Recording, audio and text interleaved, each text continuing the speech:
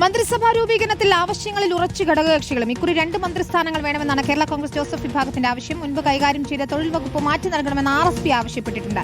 മന്ത്രിസഭാ രൂപീകരണ ചർച്ചകൾ അവസാന ഘട്ടത്തിലേക്ക് കടക്കവെയാണ് ഘടകകക്ഷികൾ നിലപാട് കടുപ്പിക്കുന്നത്.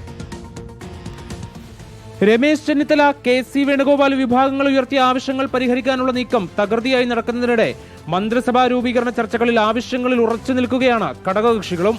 1 2 വകുപ്പുകൾ വേണം, അതും പ്രാധാന്യമുള്ള വകുപ്പുകൾ. റവന്യൂ ആണ് ആദ്യ ലക്ഷ്യം.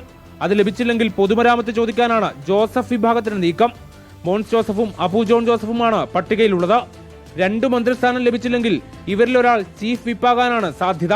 2 മന്ത്രിസ്ഥാനങ്ങൾ ആവശ്യം തീർച്ചയായിട്ടും. അതേസമയം മുൻപ് കൈകാര്യം ചെയ്ത തൊഴിൽ വകുപ്പ് ചെറിയ വകുപ്പായി മാറിയെന്നും പാർട്ടി കമ്മിറ്റി കൂടി ഏത് വകുപ്പ് ആവശ്യപ്പെടണമെന്ന് തീരുമാനിക്കുമെന്നുമായിരുന്നു RSP MLA ഷിബു ബേബി ജോണിന്റെ നിലപാട്. ഏത് വകുപ്പ് ചോദിക്കണം എന്നുള്ളതൊക്കെ ഇന്ന് പാർട്ടി കമ്മിറ്റി കൂടി ആലോചിച്ചിട്ട് ഞങ്ങൾ ഉഭയകക്ഷിയിൽ ചെല്ലുമ്പോൾ നമ്മൾ ചോദിക്കുന്നതായിരിക്കും. ഞങ്ങൾ ഒരു മന്ത്രിസ്ഥാനം മാത്രമേ ചോദിച്ചു.